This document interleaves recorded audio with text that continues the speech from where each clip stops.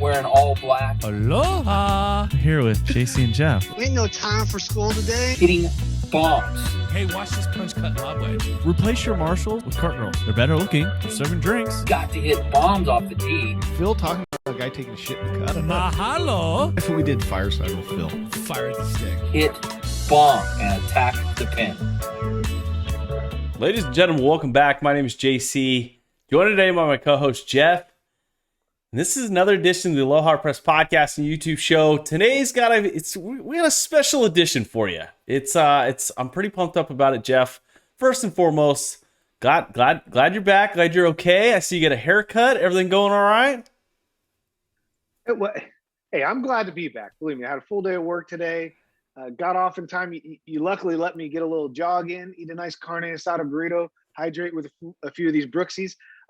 But I wasn't sure if I was going to be welcome back. I heard there were some text messages sent out this week. I didn't actually read them. I was a little busy. But, you know, I thought I was riding the pine. I was getting put on the bench. Didn't know if coach was calling me back up, but I'm lucky to be here. It's we had one loyal listener. I don't know how drunk that individual was or what he was smoking on. I was so nervous for the individual podcast. I was pretty hammered, to be quite honest with you. Caitlin, my wife, looks at me and she goes, "Don't you have a podcast later now?" I'm like, "Yeah, it's a solo one." Like, I started looking up stats. I was like, I don't know if anyone's going to listen to this shit. Had a few cocktails and some bourbon on the rocks and then, get into it. And then, yeah, we get this text message and I'm like, then they start reminding me of the shit I said. And I had to go back and listen to it. I'm like, what the? Some of these sentences I said, normally Jeff corrects me and is like, first of all, JC, you were not part of the Revolutionary War. So I have to initiate a couple apologies about last week. I was rather nervous, okay? There was a few edits in there. Usually we don't have any edits. But Jeff, I'm glad to have you back. This is going to be a special week. We're going to be recapping the Max Homa victory. Then we're going to dive into the Ryder Cup, and we're also going to be talking about a little hot or not Ryder Cup edition, which is always fun. And then we're going to react to some of the most recent news when it comes to like Brooks Koepka and some of the things going on in the golfing world. Jeff, week one of the PGA Tour is back. We did not get a fucking break. It was absolutely ridiculous. They cruise out to Napa. You got Xander Schauffele, Patrick Cantlay, fucking FedEx Cup, big victories. Okay, drinking wine while John Rahm and fucking Max Homa are just cruising. With Phil Mickelson out at Napa, grinding away at what looked like a very dry golf course. I'm going to tell you, I was not ready for the PGA Tour to come back right now. And you know what? I don't think a lot of fans were ready either. They got to compete with really good college football on Saturdays, and the NFL on Sundays. It's just not a good time. If I was a golfer, I'd be more like Xander and Patrick Cantlay. Those guys. Get out there and go drink wine, enjoy Napa Valley. Fuck playing golf. Well, it's first and foremost, it's the Silverado Resort and Country Club. There's only one good thing to do in Napa. It's literally just drinking wine and finding a really cool brewery to kick back a few beverages when you're not feeling like the red stuff. Jeff, the golf course alone. I was like, I turned it on. Okay, because, keep in mind, I didn't watch Thursday. I didn't watch Friday. I watched a couple of highlights of Phil Mickelson. And I was like, shit, he's like kind of in the top 10. He's breaking two woods, cracking faces, and hitting driver off the deck in the beautiful, what looked like, rather combustible pine trees that they had laying down on the golf course. It just wasn't a good product. It just wasn't. It just didn't have the excitement. The only exciting part was, there was less smoke this year. Well, and the announcers, for the very little bit that I actually watched, just kept praising the condition of the golf course. And I didn't think the golf course was in that great a condition. I like how it played hard and, they had to run balls up and it was tough to get onto the greens out of the rough. But I didn't think it was in that good condition. I don't know if they're having the same issues as a course around here where they're missing a little bit of that shit water, but they needed to fucking put a little bit more on that damn thing. I tune in, on Sunday. I'm trying to catch the back nine. I'm trying to get any television coverage at all because, I want to sink that television coverage down into like a 4-inch window so I can watch a couple of NFL games. Okay, I got a few fantasy points I need to rack up. Okay, I need to cash in a few wagers because we didn't have a wager last year. My guy I picked. I had this funny feeling that Kevin Na was just gonna go out there and just fucking tear it up. He tore up the wine country and quickly checked out. John Rahm, another number one in the world, goes out, has a little stomach bug, which I don't know what that was. That you know what that's called, John Rahm? It's called a hangover. Okay, you had a few too many. Okay, you didn't feel good Thursday, had the shits. I get it. All right, I was there 2 days ago. I'm just saying it was not real exciting. And as soon as I turn on the coverage, like immediately the announcers go, "Hey, while we're catching up on these beautiful Sunday in Napa Valley, we're watching some golf over on NBC. The fucking." The Falcons and Tom Brady are battling it out. And I'm like, well, sorry, PGA Tour. Fucking put you on the picture-in-picture. It just looked a little, it just struggled. Well, and you know what? I'm not a big fan of the 2 o'clock start for coverage around here on the West Coast. Nobody wants to watch golf till 6 o'clock at night. I want my golf to be over by 3 p.m., right? Because then I can start doing whatever I want to do with the rest of my day. If you make me wait till 2 to even start watching golf, I'm probably drunk by then. I got no time for that. I'm going to be watching football, especially you had Sunday night football, the Ravens and the Chiefs. Come on. It's no competition for the PGA Tour. It just, there's no chance, especially when you're advertising it on your own goddamn network. It just, there's no way I'm just sticking around for this. I mean, because you just had a compelling, stretch. You got Maverick McNeely, who looks like a fucking round table breadstick out there, who looks like he's one pothole, one fucking rabbit hole away from snapping a leg. And then you got your boy Max Homa playing really good golf, made it entertaining for a little bit of the golf that I did watch. Holes out for eagle, gets himself in contention, and then kind of just coasts to a victory as Maverick McNeely double bogeyed 17. And Max Homa gets the first victory of the PGA Tour season, leading the FedEx Cup. And this got to be a good thing for Max. I mean, the mustache looked rather strong.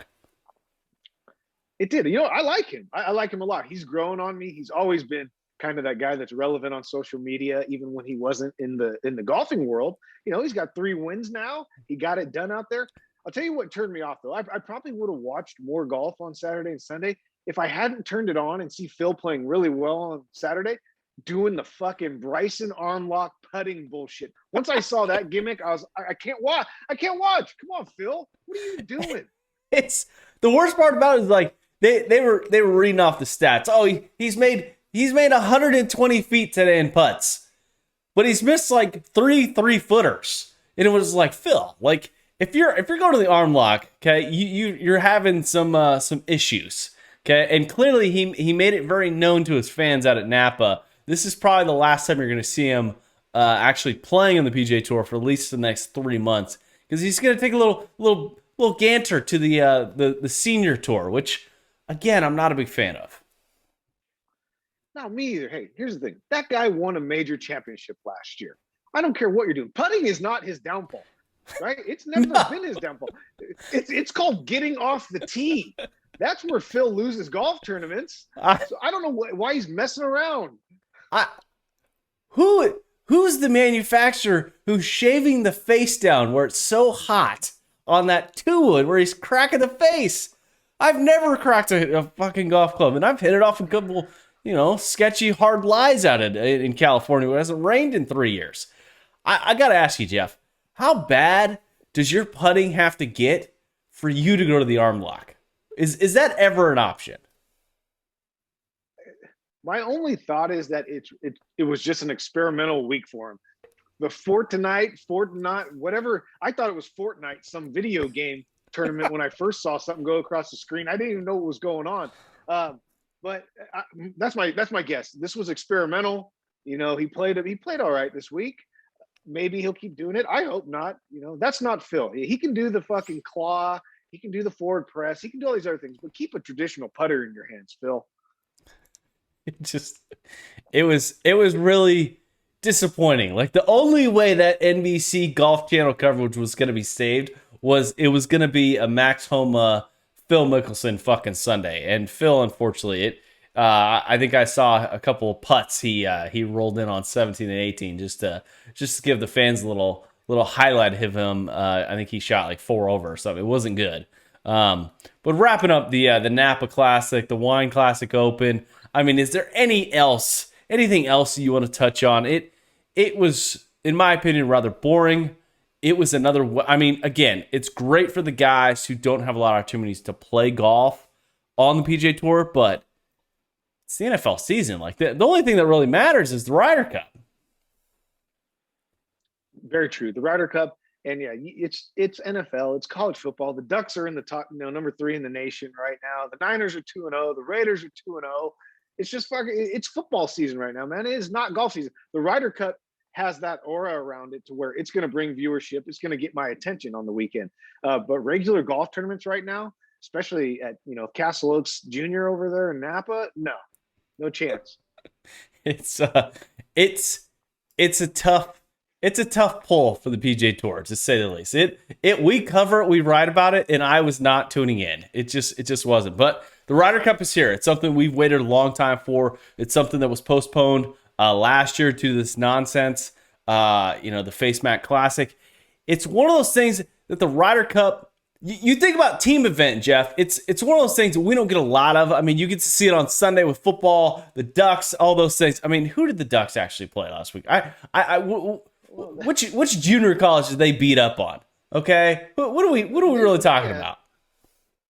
They play a little team called Stony Brook this week. They got a week off. It's okay. They needed it. Stony Brook doesn't games this year. Stony Brook doesn't even have a fucking website. I clicked on their goddamn thing. There was no links. I couldn't even buy a fucking T-shirt if I wanted to. I just wanted to buy a Stony Brook T-shirt, just to give them a little love. Yeah, it's all right. Hey, Ducks are 3-0, number 3 in the nation. We're rolling. I love it. I need them to come out to Georgia, okay? Play the Bulldogs, so I can drive to Athens and watch a game. I know you promised to come out here if that does happen, if that is in the schedule. But getting back to the Ryder Cup, I mean, Jeff, in all reality, this is something we've been waiting for a couple years now. It's been on hold. It seems like it's been kind of drug out. A lot of talk about it. It's going to be hosted out at Whistling Straits Pete Dye Golf Course. It was designed out in 1998 off the coast of Lake Michigan, I think, one of those Great Lakes up there, out in Wisconsin. Okay, Packerland. Could they have not put it in a better setting for the European Tour? Like, it looks like a fucking goddamn course out in Ireland. I'm sick and tired of the United States. Who is fucking picking these golf courses? They should have picked the Napa Classic. I don't know, but I guess I got a bad feeling for the United States. I mean, you touched on it a week or two ago, with all the turmoil between that team. Individually, guys have big egos, and golf is a very individualized game, where guys are just worrying about themselves, worrying about their endorsements, worrying about their money. It just seems like the Europeans come together better. I'm very worried. I'm not going to make the pick this week. We're going to get to that later. But man, as much bullshit as the U.S. wants to try to put on paper right now, saying how Brooks is all in, everybody's excited and fired up, and they're posting all these USA red, white, and blue pictures on their social media. I don't buy it. I don't buy it one fucking bit right now. Tiger Woods isn't going to be there. Michael Jordan isn't going to be there. They're fucking in trouble. I'm going to agree and disagree with you, and we'll get into that here in a second. But what you're actually talking about is some comments that Brooks Koepka made in some golf fucking website, golf article, someone that sends a magazine out, which I don't know who even does that anymore, but it was talked about, and it was concerning because Brooks Koepka had made some pretty significant comments about the Ryder Cup, and it was something that he said, there are times where I'm like, I won my match, I did my job. What do you want from me? I know how to take responsibility for my shots I hit every week. Now somebody else hits a bad shot and left me in a bad spot. I know this hole is a loss. That's new, and you have a challenge the way that you think about things. Jeff, Brooks Koepka has complained about a few things. For example, like, you got to go to dinners. You got to have fucking team meetings. These are all team aspects about a fucking very individual game. it seems like he's being rather honest with everyone, and it seems like no one has ever made these comments before. But in the back of my head, I'm like, he's kind of right. Here's the thing. He's right about the dinners and the engagements and the little things that are going to take a guy that plays week in and week out on his own, kind of out of his game. But where he's completely fucking wrong, and it just drives me crazy, is the fact that, yes, somebody hits a bad shot and you're put in a bad spot. That's your time to fucking step up. That's your time to shine. You think Tiger Woods cared if David Duval left him in a fucking bunker 230 yards out with a lip to contend with? No, he pulled off a fucking great shot. He got his guys back in the fucking mix. He made a putt. He chipped in. I remember one time David Duval fucking hit a terrible shot in the Ryder Cup, and Tiger had a 1 in a million chip, and he fucking made it. That's balls. That's being a stud. Be a fucking man, Brooks. Come on. You can't pout and give up and quit on everybody. That drives me crazy. It drives me crazy. What he's saying, I get. And the reason why I get it is because of two individual players who we're huge fans of. Phil Mickelson and Tiger Woods. You just gave a great example. But I look back at the past, and Phil Mickelson, at one point in time, right before Ryder Cup, decided to switch clubs. Like, legitimately, like a week before the Ryder Cup, okay? He went from Titleist to all of a sudden getting paid a lot of money to play Callaways. And at certain points in time, great players are individual players who are fucking killers when it comes to defeating everyone else. Now, I'm a huge fan of the Ryder Cup. I'm a huge fan of team aspect of golf because it's the most relatable fucking side of golf that we have. I can't relate to an individual stroke play event where these guys get to play 4 days in a row. One, because Jesus Christ. If I had to play 2 practice rounds, 4 days of golf, I would be an alcoholic because I would need the fucking pain medicine just to get me through Sunday. Okay, let alone walking. I mean, we can't take carts, but I'm just saying, like, I think the Ryder Cup is the most relatable thing when it comes to the actual game of golf, when it comes to the guys who actually watch it week in and week out. My advice to Brooks Koepka is shut the fuck up like everyone else has the last 80 years that this thing's been going on. Just shut up. Thank you for being honest. I appreciate the honesty, but at certain times, it's like Bryson talking about fucking COVID and vaccines. The shit that you shouldn't say, just fucking don't say it, and you won't get the fucking blowback. But there's been some talk, okay? Someone brought it up. I'm getting text messages about it. Should Brooks Koepka fucking relinquish his spot to a guy like Kevin Na, Billy Horschel? Billy Horschel just won a tournament. Maybe a guy like Max Homa. Is that an option? Is that something that Brooks should do? Hell no, he shouldn't do it. He should step up. This is his chance to prove us wrong, to prove everybody wrong, to step up and go out there and dominate. Dominate Thursday, dominate Friday, dominate Saturday, dominate Sunday, right? Step up. Don't go out and lay an egg. You go out and lay an egg, that's going to haunt you. 2 years from now, when this opportunity comes up, that's going to haunt you. But you said something, a few minutes ago. This is the one time that guys like me and you can relate to the team game, the two-man game of golf. I hadn't played a two-man game in a long time until yesterday, and I was very excited to do it. It was a lot of fun to watch these guys go out and do it. I'm super excited. I hope Brooks comes out and steps up and becomes a monster. But it just, for some reason, it seems to me, and tell me if I'm of different opinion than you, the Europeans take this much more serious than the Americans. Like this is the biggest thing in the world for them for some reason. They always come in feeling like the underdog, even if they're favored.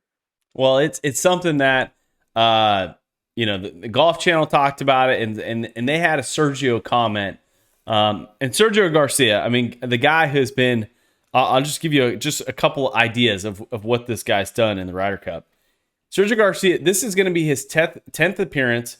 He's earned 25.5 points in 41 matches. He actually leads the record Ryder Cup fucking points total or whatever the hell it is. But he came out and said after these Brooks Koepka comments came out, he said, I've always said it. I could win 5 matches. If we don't win the Ryder Cup, it's not a good Ryder Cup for me. And he's right. It's a fucking team game. It does not matter what you do on Sunday, on Saturday, or in between your fucking different matches. It's a team aspect of the game. It is, and that's where I think sometimes the Americans are so popular. They've got such big egos. It's hard for them to kind of drop down to that level and be more worried about, cheering on your partner and giving them high fives and gratitude instead of, what about your shot? So we'll see. I don't know who you picking. We will see. Now, I need your opinion, though, okay, on another thing that Brooks Koepka brought up. And it's something that is not always the most popular thing when it comes to caddies. Brooks Koepka said, if it's such a team event, if we're such a cuddly team, and I'm not quoting Brooks Koepka here, I'm just saying, Brooks Koepka brought up a point of what on the door of the locker room for the players, it says no caddies on it for the Ryder Cup. In your opinion, are the caddies part of this team aspect of the Ryder Cup? They absolutely are. But you know what I think they should do? I think they should get rid of caddies. I think that the guys should help each other out. I think call Brooksy in to help read the putt, right? Have him help you, give you a fucking number. What do you think you should hit? Just like we do out on the course with our buddies, right? Make it a true team event. You don't need your caddies in this. You got a partner with you until you get to the singles matches, right? You're going to keep them out of the locker room. There you go. Fuck it. They ain't getting paid anyways. Don't get me wrong. If I was the caddy, I would want to be absolutely part of that. I wouldn't want to drag that fucking heavy ass bag around in freezing ass temperatures in fucking Wisconsin. I get it. We're going to have to be there for fucking 2 weeks. I ain't getting paid. My feet are going to hurt. My back's going to hurt. I get it. But I like where your head's at. Just bring them in on Sundays. Let them be a part maybe of the team aspect or the crowd aspect or whatever it is. But make those fuckers get out there and fucking utilize each other. I can only imagine the conversation that Xander Schauffele and Patrick Kent are going to have on the green if it's just them two, figuring out what a fucking putt's going to do. That to me is absolutely entertaining, really great content, something that I would subscribe to. If they put the Ryder Cup on like a fucking HBO fucking special, I would probably I know I'd pay for it. Yeah, we all would pay for it because it's important. It's important to the United States. It's important to us. It's just a matter of, can these guys gel together as a team and get it done? So, let's dive in a little bit more of the team aspect of it. Let's get off Koepka's fucking ass here, okay? Is there anyone else that is concerning to you? Not on the U.S. team. We talk a lot about the U.S. team, and they've got all kinds of fucking problems. We've touched on it. We've highlighted. There's all kinds of hate, and I want to get an idea of the pairings and kind of your idea of what those are going to look like later in the show. Is there any problems that you see in the European Tour Ryder Cup team? It seems like they're always fucking, the giant circle jerk with each other. They love each other. We're one, and they come from 9 different countries. They speak 6 different languages. Is there a wild card in there that you see like, oh shit, this is one guy that could be a fucking nightmare to be around? I'm looking at my notes here. I don't know any of them that could be a nightmare. They got a good mix of young and old on their team, but I'm going to give you my one stone cold killer from their fucking team. And it's a guy who I just love and he's competitive. He might not, come off as being super fiery like Terrell Hatton, but I love Paul Casey. I think Paul Casey is just going to come out and fucking kill it this weekend. I really do. That guy's been playing consistent, good golf in the toughest tournaments. I think the U.S. got to watch out for him. Well, this is a fucker this is going to be his 5th Ryder Cup. It's not like he's just like the fucking rookie here. He's been in 12 different matches, earned 6.5 points. Dude's a fucking stud. I was watching some of those highlights out there, and he's normally a hair controlled out on the PGA Tour and maybe a major champion. He turns into a good old psychopath. He starts making shots from all kinds of places. I saw him rolling like a 47-foot putt where I can't remember who he was playing against, but he was fist bumping like he was fucking Patrick Reed for a second. It was fucking crazy.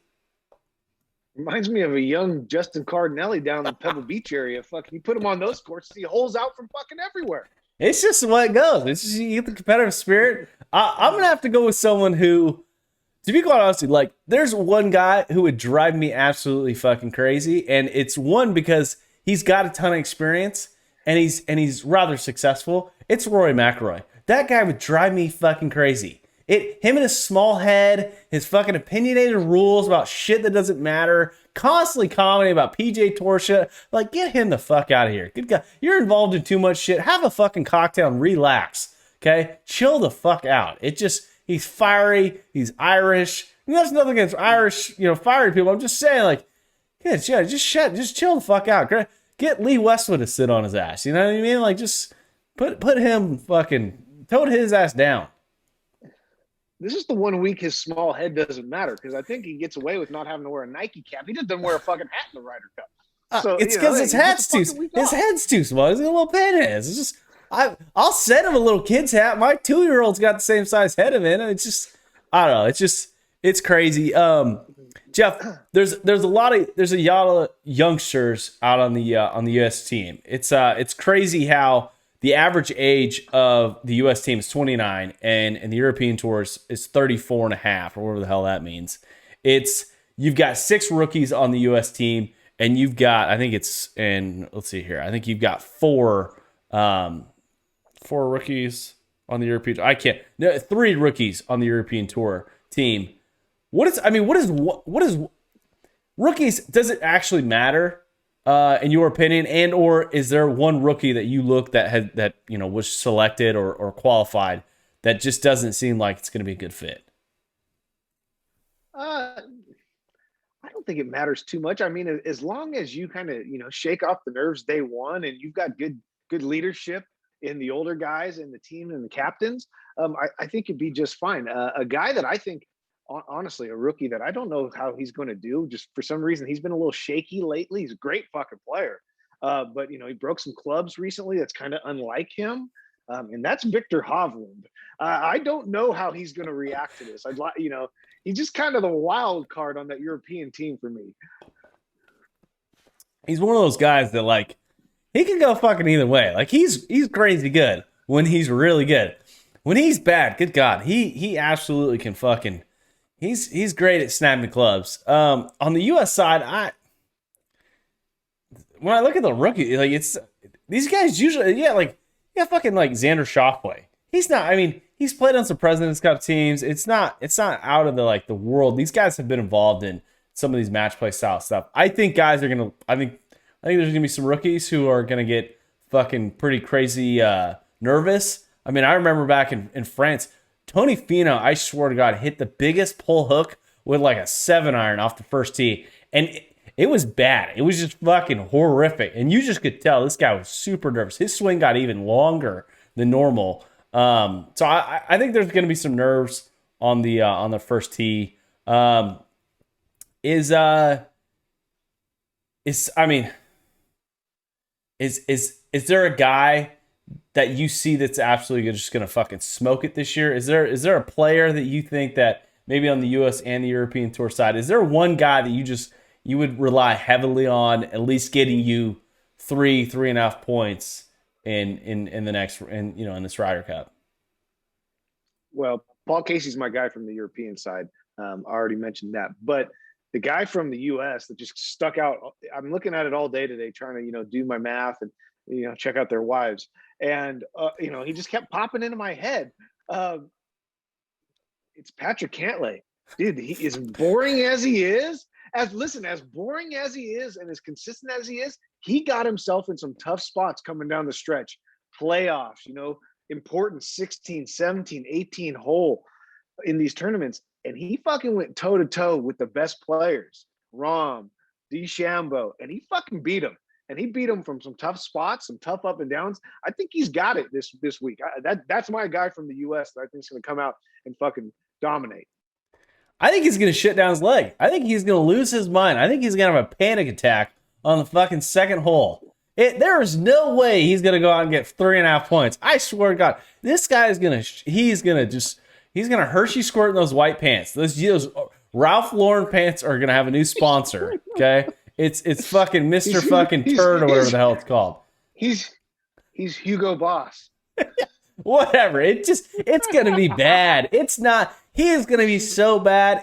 The guy who's going to fucking tear it up this week for the U.S. team, it's absolutely a guy who we haven't fucking talked about, who's just just figuring it out. Got hurt a little earlier this year. We haven't seen him in a while. It's going to be Colin Morikawa. This guy, he's won 2 major championships in the last fucking year and a half. He's going to go out there and smoke it. And he's going to do it in a way that is absolutely freakishly good. It's just, he's going to do it in the most boring way. It's going to be like, oh, he hit another green. Oh, we made another putt. It's going to be like, and what is Patrick Cantlin doing over there? He's puking in a garbage can. He's fucking scared to death. Hey, I do like Colin. I think, he's got the nerves built for the environment like that. He's shown it in multiple major championships in the last couple of years. That's a good pick, but I don't think Cantley's going to fucking squirt in his pants. Jesus. I mean, you never know. It's the Ryder Cup. This isn't the President's Cup. Like last time they played the President's Cup, it was like, Patrick Hill was the most boring guy in the world. He had nothing to worry about. You had Tiger Woods just fucking out there slaying people, carrying the entire team. It's got to be different this year. But when I look at the European Tour team, you got some veterans out there. You got Sergio Garcia has been doing this for 10 years. You got Roy McIlroy, Ian Poulter, John Rahm. You got Lee Westwood. I mean, guys, fuck it. Some of these guys, good God, they've been there forever. Lee Westwood, this is his 11th appearance. Ian Poulter, fuck, these guys are the overall world ranking for these guys for the American teams. It's the number of top 10 players in the world is 8. European Tour guys, it's 1. It's pretty fucking crazy when you look at the numbers, and you realize it doesn't matter. How good is the European Tour when it comes to their fucking elders in the group? I mean, Sergio, Lee Westwood, these guys. I mean, in America, they would be very close to retirement age. They'd be cashing their check, moving to Florida, and playing 2 rounds of golf a week.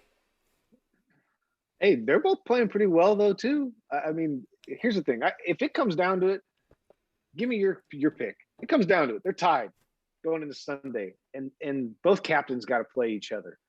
18 holes straight up. Who's getting it done? The captains? The captains. God. Padraig Harrington, really? That guy, he fell into fucking 2 major championships. Okay, everyone collapsed around him. I could have won a fucking major championship with that fucking guy. Give me a set of Wilsons. Okay, I got there and fucking stripe it. Okay, I'll blade half my shots. I mean, don't get me wrong. He's super fucking good. I can't remember his name. What's the captain's name again? For the not Henrik Stenson, that'd be awkward. The U.S. has adopted Steve Stricker. They look fucking similar. I think Steve Stricker, he's a great fucking putter, great ball striker. I mean, fuck, I think he was Tiger Woods' putting coach for a while. That's my opinion. Who are you going with? Are you going to Wilson? Guy who's won a couple majors, or are you going with in my eyes, Henrik Stenson? I'm going with fucking Potty Harrington. Yeah, he's multiple major championships. He's been playing well still too. I think he could legitimately go out there and fucking win a match or 2. I know he could go out there and beat Bryson. Oh God, you know who should take Bryson's spot on fucking Sunday is the guy with no gloves. Fucking what is his goddamn name? He's vice captain for the U.S. team. I am horrible at this podcast thing. You talking Freddie Couples? Oh, dude, Freddie Couples would go out there and fucking murder people. He is a slayer. Dude's been married 6 times. He didn't give it 0 fucks given. All right, he would absolutely crush Jim Furyk. Shit down his leg. Davis Love. Oh my God, just absolutely horrible. Zach Johnson, another vice captain. If you had to tell me Zach Johnson is leading the charge for the U.S. team, I'd be fucking terrified. Absolutely terrified when it comes to why are we talking about the fucking vice captains? Let's tune into the European vice captains. Any idea who those guys are? Oh, they're all alcoholics. That's all. Fucking goddamn sure. Graham McDowell, Henrik Stenson. He needs to come to the American side. Martin Keimer, Luke Donald. Holy shit. Robert Carlson. I have no clue who that guy is. To be honest with you, the European vice cap, I might want to hang out with them more than the U.S. captains. To be honest with you, 100%. I mean, besides Phil Mickelson, can you imagine hanging out with Freddie Couples, Jim Furyk, and Zach Johnson, Davis Love III? What the hell are those guys talking about? Mutual funds? I'd tell them all to go. I'd tell them all to go home except for Freddie. I feel like Freddie's like Charlie Sheen from 2.5 Men. Like he's Uncle Charlie, like the way he lives his life. Yes, he's a great golfer and he's still making money, but he's doing fucking Mitsubishi air conditioner commercials. He's just making nothing but cash, and he's just running around slanging. I have a funny feeling. Freddie Couples has an account somewhere at some ladies or what do they call them? What do they call fancy strip club? Gentlemen's clubs. I think he's killing it in one of those places. Anyways, what? I was going to say those are the places that you generally get kicked out of. Yeah, I've only been kicked out of the Pink Rhino like 3 times. Okay, it's that we'll save that for the members only podcast. Jeff, you're going to be in trouble on this show. I don't want to say we've overanalyzed this Ryder Cup. We don't know the pairings yet. We don't know the groupings for Thursday, Friday, Friday, Saturday, Sunday. For you guys, all you guys are listening, the television coverage is going to be nonstop. They're actually going to have some legit television cover on I think it's Golf Channel and NBC. It's a 3-day event, Friday, Saturday, Sunday. Let's see here. We've got Friday, Saturday. You've got let's see here. You've got foursomes with alternate shot, and then in the afternoon you got 4-ball, better ball in the afternoon, and then again on Saturday you've got 4 foursome matches, and then you got 4 4-ball matches, and then on Sunday it'll finish up with 12 singles matches, and pretty much you got to get to 14.5 points to pretty much the first team to get to 14.5 points is going to take home the Ryder Cup. Jeff, the thing I need to know is I think it's my pick, right? I lost the goddamn thing. Who do we got this year? It's before the show we hit record, and you're gonna lob it my way to make the selection for the Whistling Straits Ryder Cup this year. Well, it's only right, after the race long or the year-long race for the bottles, you came up a couple short. You're going to pay up in a few weeks up in Tahoe. The season started last week. We decided not to pick last week. I wasn't part of the show. It was a no nonsense, no factor of a tournament. The Ryder Cup, I figure this. We're getting ready to start a new format, which we'll explain next week for our season-long picks. So it only made sense to give you the pick. It's either the U.S. or it's Europe, and I'm going to take whoever you don't pick, and we'll go start off that way, 1 bottle on the line. We got 1 bottle on the line, and guys and gals, whoever the hell listens to the show, apparently to our stats, like 50,000 people have actually watched us and listened to us and read us, which is fucking quite impressive, Jeff.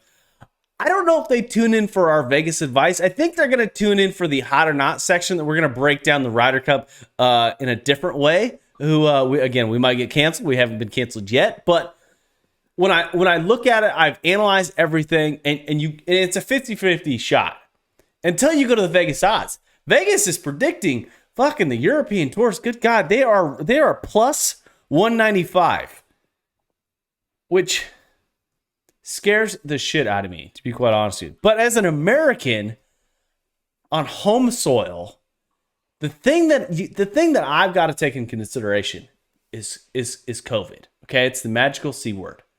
You've pent up a bunch of psychopath United States American fans, and I've been around a few of them, but the ones out in Wisconsin, are you kidding me? Those fuckers have been locked up, not just because of the C word, but they've been locked up with a bunch of bullshit with Green Bay. Okay, they've had their hearts sink. They've got Aaron Rodgers coming back, possibly talking about retiring, going to the Niners. I mean, these fans are going to be out of fucking control. They might assault, a couple players. All right, they might take out fucking Sergio Garcia if he's pulling some crazy shit.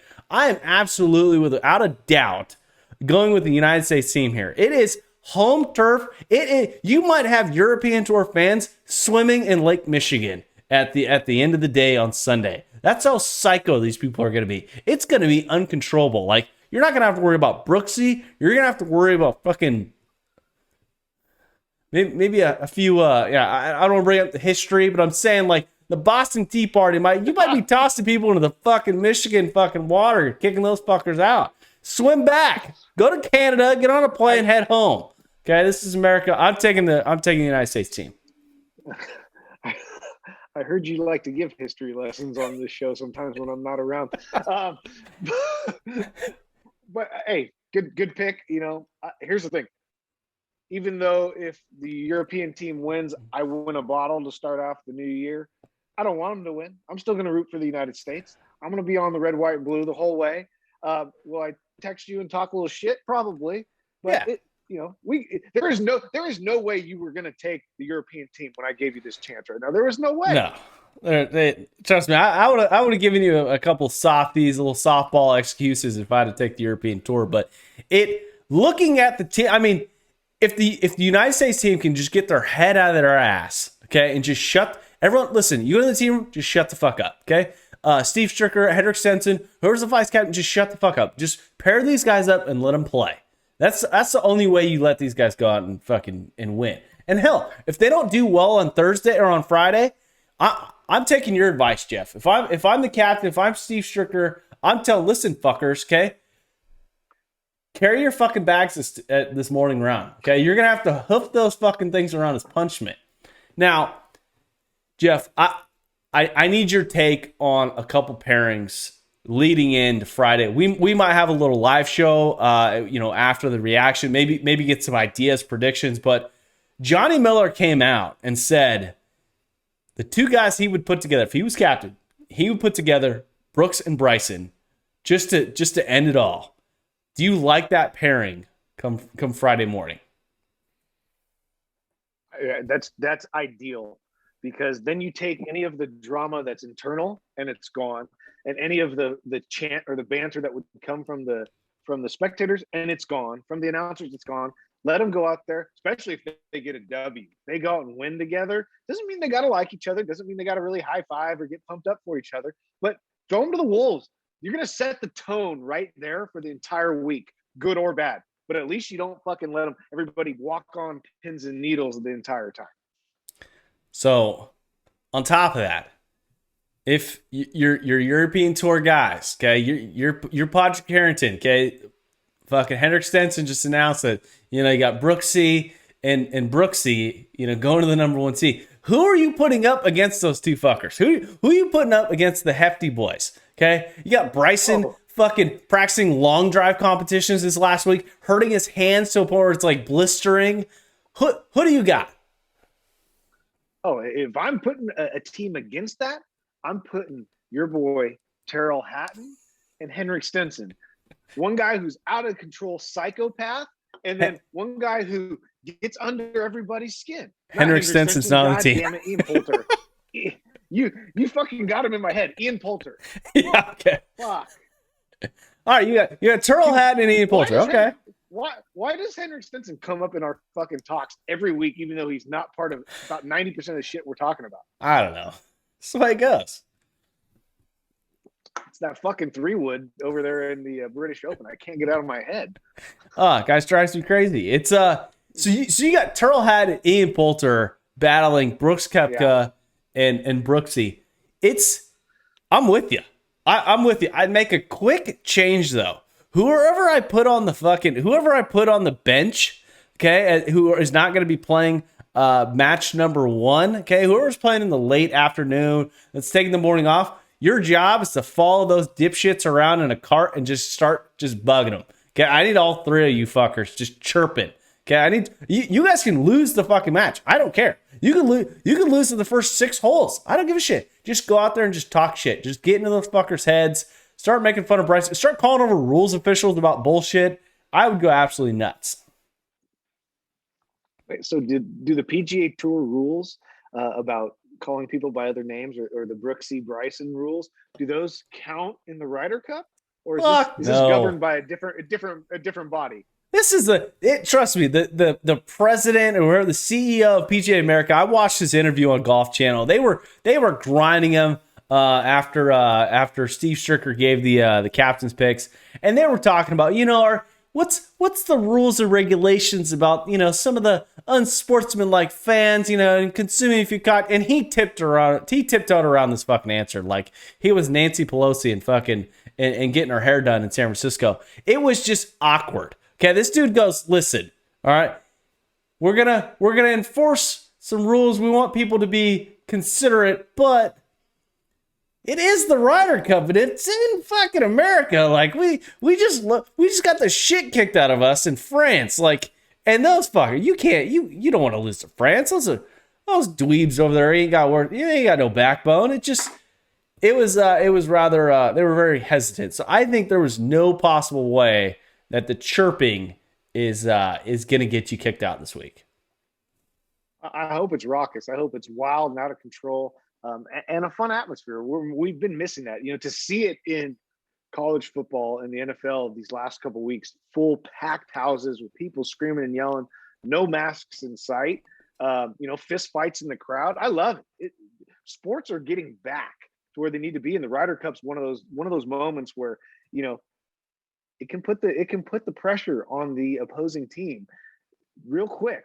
And you talked about nerves. It's going to happen this week. We're gonna need the chipping yips from fucking Victor Hovland. We're gonna need Terrell Hatton to break about half his fucking clubs, and we need Ian Poulter to have some wardrobe malfunction for the U.S. team to fucking somehow figure it out. I am scared to death about fucking Bryson DeChambeau. That is one of the scariest guys out of that goddamn golf course. It freaks me out that he's been practicing long drives. I get it. You've got some fucking expedition. You were granted some fucking dingling fucking tournament. No one's giving this guy shit on the telecast. No one's talking about him like you're hurting your hands and you're. This is the fucking Super Bowl for the Ryder Cup, and no one's giving him shit about practicing a little too hard with his fucking long drives. Did that happen? Is it going to be like tape delayed? Is it pre-recorded? What? No. What do you mean? His long drive thing? Yeah. Wasn't that supposed to happen already? No, it's happening after the Ryder Cup. It's happening next week. Oh, so okay. But he's preparing for it. He's practicing with fucking 96-inch long drivers. It's just a bunch of nonsense. Let me tell you, there's one thing you don't need to practice, especially a guy like him, is swinging hard. You can fucking step out and fucking swing hard anytime you want. Who cares? There's no practicing. Go practice your short game. Go chip and putt. Go win the Ryder Cup for the U.S. first. Exactly. One addition that's going to be to the NBC broadcast, dude was paid a bunch of money. Stephen Curry is going to be on the mic. He's going to be doing some fucking like announcings. Jeff, is this a good decision for NBC to be putting a fucking basketball guy, the guy who's played in a couple matches or whatever, played up in Tahoe, won the damn thing? Is this a good addition for the Ryder Cup? No, I like the idea of Michael Phelps on the commercials for the Ryder Cup more than I like the Steph Curry behind the microphone. I don't like that at all. I think that's going to be painful. I feel like there's an alternative motive, just based on how the NFL season started with an alternative national anthem that I wasn't aware that was going to happen. And then the real one happened with the fucking like fighter jets and the shit that makes us fucking free. I feel like some of that shit's going to be trickled in and it's going to get real awkward and it's going to piss me off. But if you're going to add a guy to fucking add some cojones to the fucking broadcast, why don't we introduce, as a fucking Americans, why don't we introduce someone who has no affiliation to golf at all? Why don't we bring in Mike Tyson to go down on the grounds and start interviewing European Tour fucking players? Let's take advantage of our home soil. Who the fuck is picking Stephen Curry? He doesn't have an offensive bone in his body. What is he gonna do? Cross him up? You're not gonna talk shit to him. It just drives me crazy. Get the guy with a lisp and the fucking strong left hook to go down with the mic and be like, listen, asshole, okay, we're either finish here on the fucking golf course, we might finish it on the parking lot. Well, that's the thing. In my opinion, if you're going to bring in a guest announcer or you're going to pay somebody a bunch of money to come help out, they got to bring one of two things. They got to bring some dickhead. They got to be an asshole in their comments, like Johnny Miller used to be. You got to bring that, or you got to bring some comedy, like a guy like Charles Barkley. You got to have one or the other. You can't be just in the middle or feeling. I feel like with Steph Curry, he's going to be forcing it. He's going to be forcing it the entire time. It's not going to come off as genuine. It's going to come off like some of those guys in these matches where it's not real. I got a better idea. Let's tune in. Let's go down to the golf course and and checking with our on-course reporters, Billy Horschel and Kevin Na. How do you guys feel about the fucking matches today, huh? Let's fucking make it really awkward. All right, if I'm the European Tour, Sky Sports has fucking those two dipshits on the bag or on the fucking mics. They're gonna be hanging out with fucking with the other dinglings, John Wood and the old caddy of Phil. Hey, someday you just need to be able to get your hands on one media sideline pass behind the ropes, something. Get us somewhere. I don't care what kind of tournament. I don't care if it's a fucking NCGA qualifier. Get us fucking on the other side of the ropes. Give us some microphones. Get a cameraman, and let us just run wild. Can you imagine? So when I forgot to tell you this, out at the Tour Championship, who's the old guy who's the old guy? The fucking white hair, fatter guy. Oh, I mean, he's been on the broadcast for fucking 40 years. Roger Maltby. Okay. This guy's so fat and smokes so many cigarettes. Okay. They have to fucking trailer his ass around the golf course in a golf cart. He drives to the first fucking tee, smokes about 2 cigarettes, okay? Then gets in the golf cart. Some asshole about runs half of us over to get to the drive. And then he gets out, smokes another couple fucking snaps, and reports his shit. I feel like if this asshole could fucking do it, we could do it. Okay? It's pretty fucking simple. I love how you go to snaps, right? I just love it. I just love it go to snaps because that reminds me of just drunk JC drinking and can smoke a pack of cigarettes that night and just wakes up in the morning and can't taste, can't breathe, has fucking just hates his life. That's what the snaps remind me of. Oh yeah, I got pneumonia. It's all y'all got. Never mind. I'm sucking down inhalers the next day, getting my albuterol on. It's you get high. But anyways, let's get to the segment that everyone's waiting for. Okay, this is the part of the show that we hit the special button on my fancy machine, and it's one of those things that I appreciate everyone tuning in to this part of the show. Hot or not? Nah, bro. Woo! Hot or Not is back, Jeff. This is at 50 minutes into the show. Holy shit, we made it here. I mean, I'm pumped up about the Ryder Cup.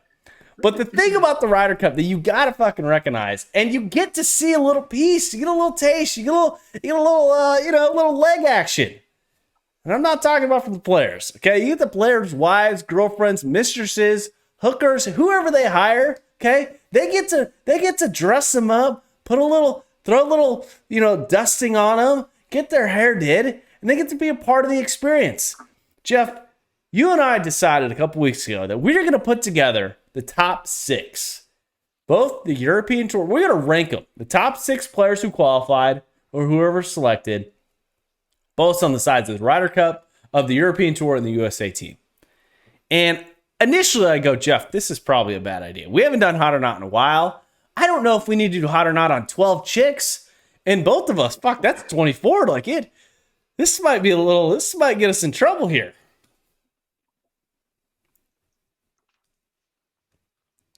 All right, I'm ready. Are you ready to go? All right, let's fucking get into it. Which team do you want to start with? So this is how the format's going to go. Jeff and I are going to break down. We're going to give you our top 6. I'm assuming we're going to start with the hottest, and we're going to end with the not. Okay, because I'm assuming we're going to have a few reserved words for the folks that don't make the list, or the top 3 at least. So Jeff, what do you lead us off? Do you want to start with the Euro team or the USA team? So I'll start with the United States team, right? And then we'll work our way into the European team. I've only got my top 6. I didn't even rank the bottom 6. No. For a simple fact that the United States, I mean, I only had to rank out of 11 because Bryson DeChambeau does not have a woman. That is not true. That is not true. You need to work on your investigative skills. I found one. Okay, from where? It was I Google machine. Okay, typed in. Okay, the little Bryson DeChambeau most recent girlfriend as of April. This one. We'll share the photos. I'll share the photos later after the podcast. If you're listening to this right now, you're going to get the opportunity to see this picture. and oh god, I'm gonna say it's either gonna be good or bad. I don't know yet, but it's she, I feel like you're leaning towards like one of Tiger's girls. maybe she's gonna be on some list, that's for sure.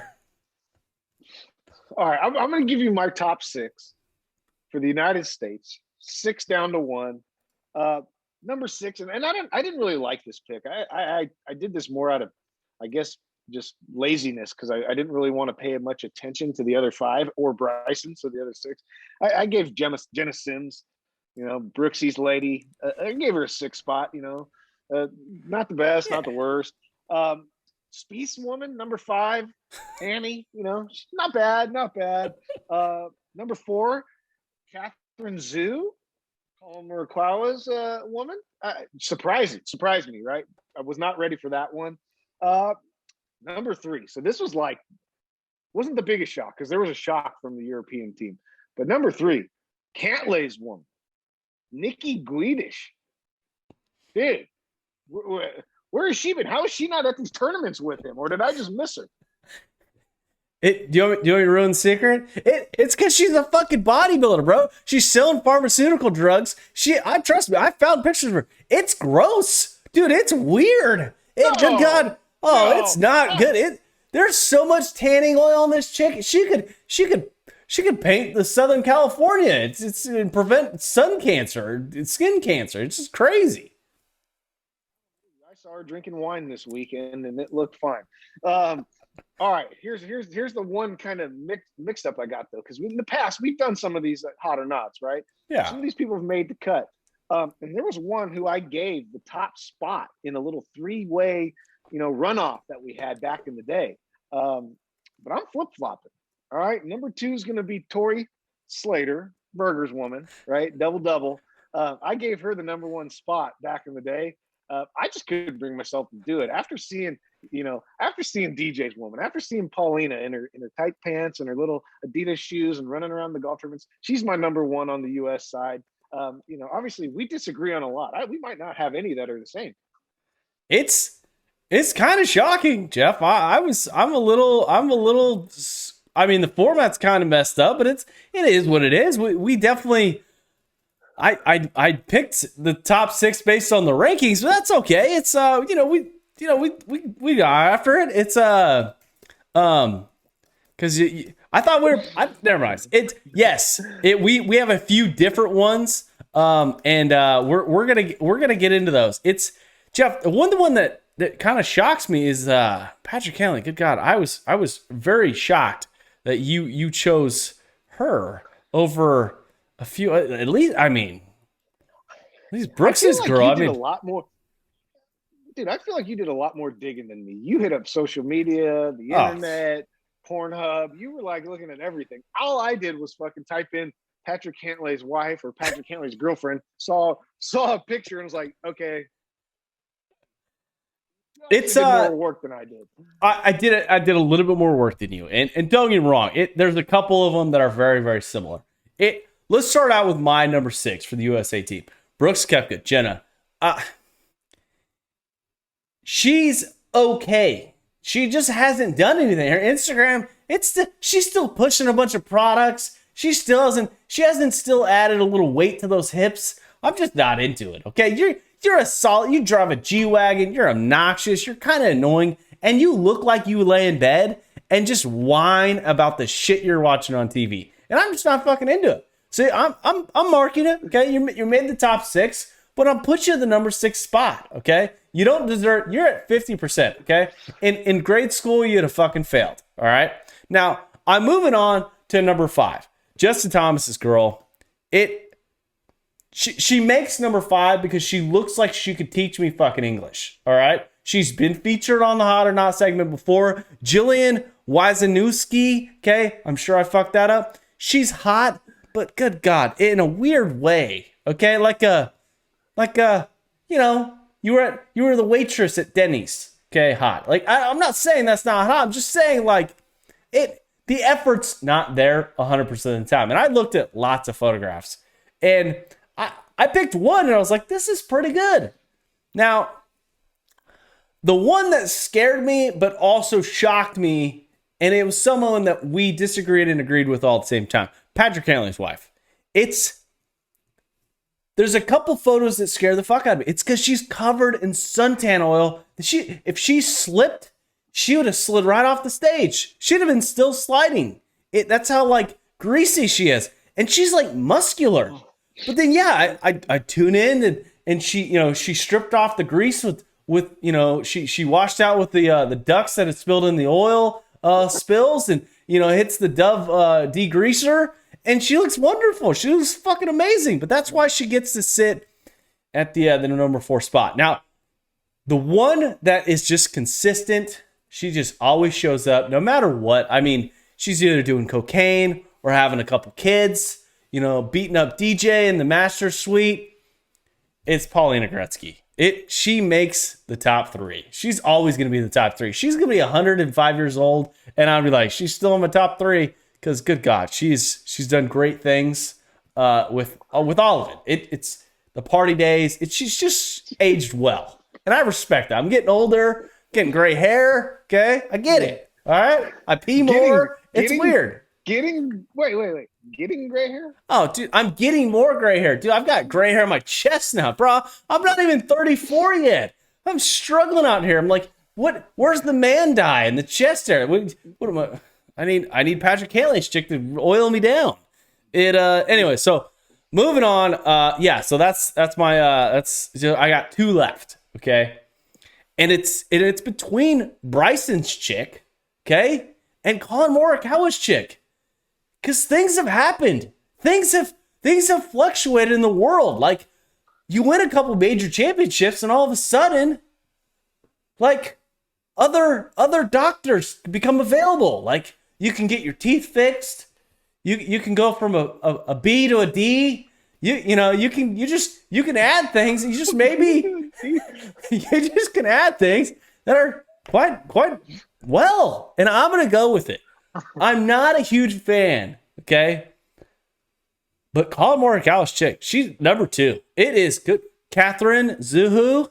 If Colin ever leaves you to go play a major championship, you need to come hang out somewhere. We'll have some cocktails. You have done magic. I need a couple references, okay? Maybe I'll get my butt done or calves done, because what they did from the PGA Championship in San Francisco to now, it is God's work.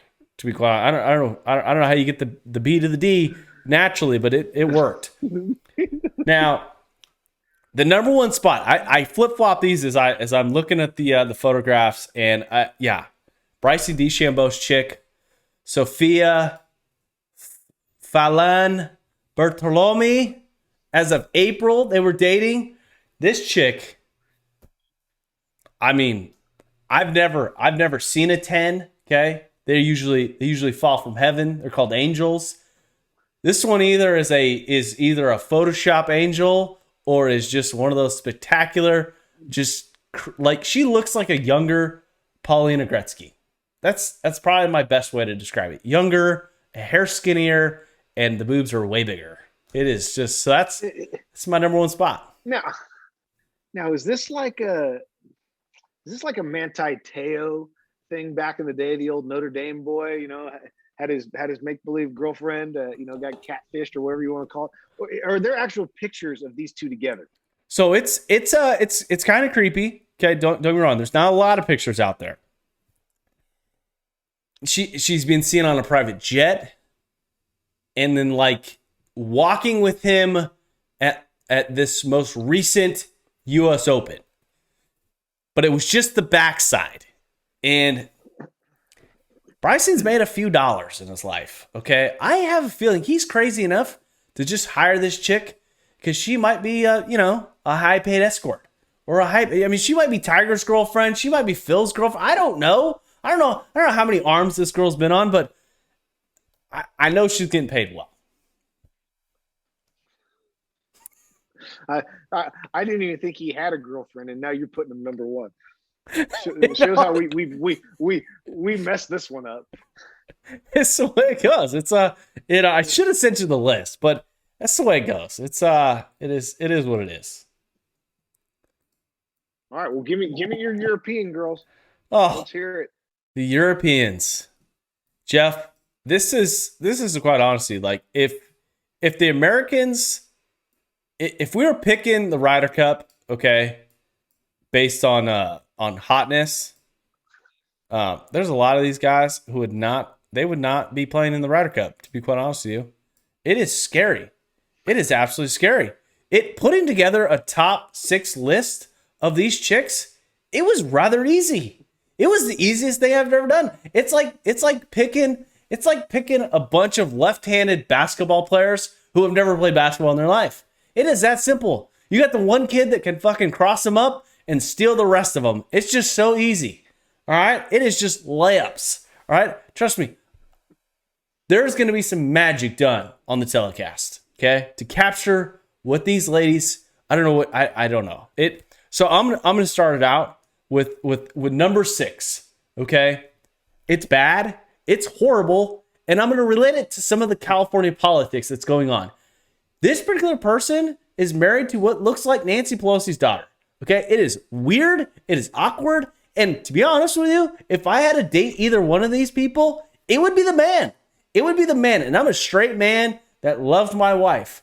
Tommy Fleetwood, married to Claire Craig, it is not good, okay? She likes pantsuits and California politics, okay? Tommy Fleetwood has better hair, which is scary, which is absolutely scary. So I'm going, number 6, Tommy Fleetwood. And then I just dive right back into, I go back on the ugly train, okay? Ugly train is taking off. And Turtle Hatton, a guy who would actually go fucking crazy on my ass if he found out or ever listened to us. He won't ever be on the show because of this specific episode. Hell, he might not even get to it. We're at an hour and 7 minutes. Turtle Hatton's wife, Emily Hatton, don't get me wrong. I am expecting wonderful things come Thursday night when they do their fucking pictures. Because they did some magic back in 2016. She is the best looking math teacher I've ever fucking seen. It is beautiful. It is great. She got orange hair, light skin. Apparently he's never worn a bathing suit because she's never had a bathing suit on ever. I went through the entire Google search. Nothing. I was seeing Lee Westwood's wife more than her. It was crazy. So she wraps up the top 5. And then we go to a guy who I'm pretty sure is committing a fucking crime in America. Okay? And he better not bring her to America because he's going to get arrested. This is Bernard Weisenberg. Okay, he qualified for the Ryder Cup. I didn't even want to look at this girl's name. I think she's married to him, Claudia. She looks like she's 16, bro. It is scary. I'm looking at Bernard Weisenberg. And I'm like, bro, it's not good. Do I need to call CPS? Am I a mandated report? I was going through the checklist in my head. I was on the phone with the district attorney's office earlier today talking about a fucking case next week. I got to sit in trial for a week, and I'm going, I should tell someone. This is awkward. I was called Green Bay PD and was like, hey, bro, this girl looks way too young. It just scares the shit out of me. And I was like, maybe it was just the picture. No, it's awkward. It's really weird. It's really awkward. So she's rounding out the top 3. I was going to try and leave her off, but I was like, at least she's married to him. So what did he exchange for her? 6 goats? Where's he even from? Is this like a country where you can marry like 15-year-olds? Anyways. So I've got 3 left. And Jeff, I am struggling through the list of trying to find these pictures. I'm going number 3, Matthew Fitzpatrick. Lydia Cassidy, another one who might be underage. I could not find a picture. She's not on Instagram. She's got no naked pictures. She's got nothing. And she looks like, I pray she's 19. She's hot, kinda. But she's got Matthew Fitzpatrick as her fucking husband or boyfriend or whatever it is. And they both look like they're 17 years old, which is awkward. They're kissing they're winning a Dubai championship. It's just weird. So I'm rambling way too much. To round out the next 2, it's very simple, okay? It's as simple as Rory McIlroy takes number 2, okay? Erica Stoll, she would be a great addition to any family, okay? If you're morbid, you're into second wives, whatever. But number 1, John Rahms, Kelly Cahill, clearly an American. She looks like she went to Arizona State and has done rather well for herself. Number 1 is John Rahm's lovely lady. I didn't see her at East Lake, but I was looking because she made the number 1 spot. And this spot wasn't tough. And as an American, I congratulate her to make the European Tour Ryder Cup. It's because if these two teams had to play against the wives in a Miss America contest, Miss America would stay in America. All right, it'd be awkward. It'd be bad. It'd be really bad. They would pass out participation trophies for the European Tour. Okay, because they'd have to. You made me hurt. You made me hurt my face from laughing so much right now. Yes. And you, like I said, you dove deep into this one. You got a lot of good information, a lot of good research put into these picks, a lot of thought. I don't have any of that, and I agree with some of your picks. Problem is, I struggled. I like Poulter's Woman. I look up Poulter's Woman. I'm like, oh my god, no! Like I don't even get to scroll down the page. Like this is not happening. Right? Yeah. I don't even know who else was on the list. I'm like, no. One thing I will say about Matt Fitzpatrick, he didn't make my list just simply for the fact because when I searched him, he's obviously a player. I mean, he had like 3 Yes. girlfriends that popped up when I put on there, over the last like 6 months. I couldn't pick one of them. I didn't know which one. So I give him props. But I'm going to start with, and I don't know why I did this. This is more of a charity pick. Angela, Sergio Garcia's woman. I put her as 6. Not the best. I think the only picture I saw of her was from the Masters back in the day when he won. Number 5, though, and you killed me with this. I believe you called him Burn did Weisenberg. Yeah.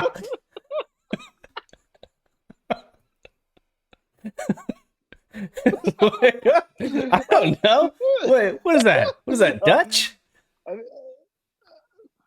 Barn? Whatever. Bernd Wiesberger. But Claudia coming in at number 5. I didn't have the same opinion of her as you. Maybe I just, like I said, didn't look at enough pictures. Number 4, and I'm surprised you left this one off the list. Lee Westwood's woman. We've been talking about her for months. The caddy. Older. I know you like older ladies. I'm gonna keep my mouth shut. But she comes in at number 4. I thought she was all right. Number 3, Rahm's woman. I regret that because Kelly. I looked at her other pictures pre-pregnancy, smoking. Oh smoking. God, we missed those when we did hot or not with her. We missed those. Did we do hot or not with her, or did we just talk about her? No, we did it. Yeah, I think it was Mother's Day when we did it. It was a nice addition.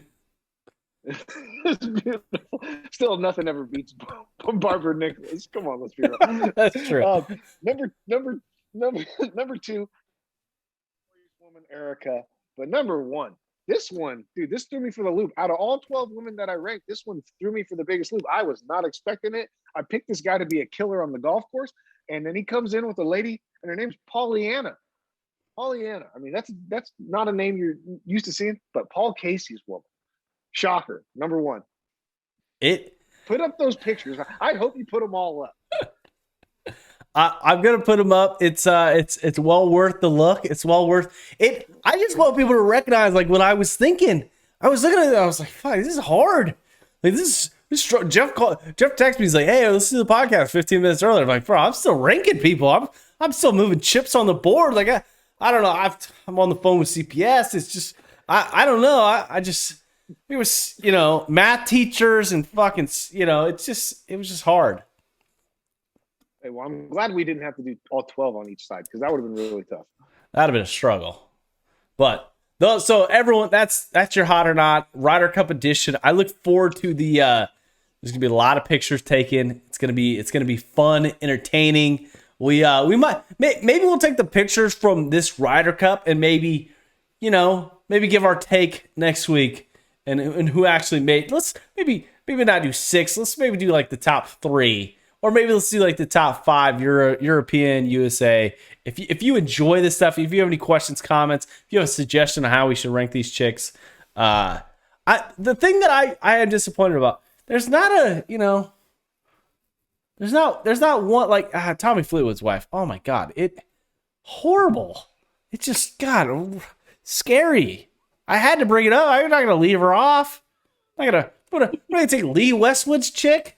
What? Was she gonna wear a skirt on the golf course? Hey, I got her number 4. She's coming in hot. She's the one that's gonna get me in trouble. Anyways, well, Joe, let's wrap it that. I'm assuming we might do a live show at some point in time, maybe this weekend or maybe once we hear the picks. I'm pumped up about it. Again, it's like the last big event before January 1st. To be quite honest with you, the rest of the PGA Tour season before we get to Hawaii, it's gonna be a challenge. We're gonna be picking some ghosts here in the coming weeks. Well, we're gonna have to do a live show or something this weekend because we're pushing an hour and a half. We haven't even talked about our own tournament. We haven't talked about our sponsors. We haven't even touched on it. We talked so much bullshit about the Ryder Cup. We didn't even actually cover golf, really. We just talked bullshit. We just the drama, just the entailing controversy that's gonna pop up this week, and I'm looking forward to it. I just hope the media is fucking on top of it. I just hope everything gets captured. I wanna know when like an incident happens, when Patrick Reed's caddy starts punching fucking fans. I need to know when those things hit. Okay, I need to be alerted. I'm gonna be on the Twitter sphere, the Instagram. I'm gonna be tagging all these chicks that we just insulted. It's some of them. I guarantee you, they will love us. They would love to be on our show. They would gladly highlight their attributes. I don't know if this Bernard Weisenberger is gonna like us, but he just, good God, I can't get away from this picture. I just feel like I need to tell someone. It's getting awkward. I don't know. Anyway, so Jeff, let's wrap it at that. I'm just red. let's wrap it at that. Everyone, really appreciate it. Please, if you enjoy this show, if you enjoy our content, please hit the like button, subscribe, and also leave a comment on Apple Podcasts, wherever you guys listen to podcasts. Jeff, with that being said, look out for some live episodes. We're going to have to recap on some things. We're running out of time here. We chatted way too long. Really appreciate everyone and tuning in and listening to the hour and a half point. Yeah, hey, catch us Friday night. We're going to go fucking live after day 1 of the Ryder Cup. Come at you, let you know a little bit about the Aloha Press Classic. It's coming up weeks away. It's go time. Absolutely. All right, guys, we'll see you then. And as always, hit bombs, attack pins, and go USA. That's all I gotta say. Cheers, brother. Wearing Bye, all everybody. black, Aloha! Here with JC and Jeff. Ain't no time for school today. hitting bombs. Hey, watch this punch cut knob wedge. Replace your Marshalls with Cardinal. They're better looking. They're serving drinks. Got to hit bombs off the tee. Phil talking about a guy taking a shit in the cut. Mahalo! That's what we did fireside with Phil. Fire the stick. Hit bomb and attack the pin.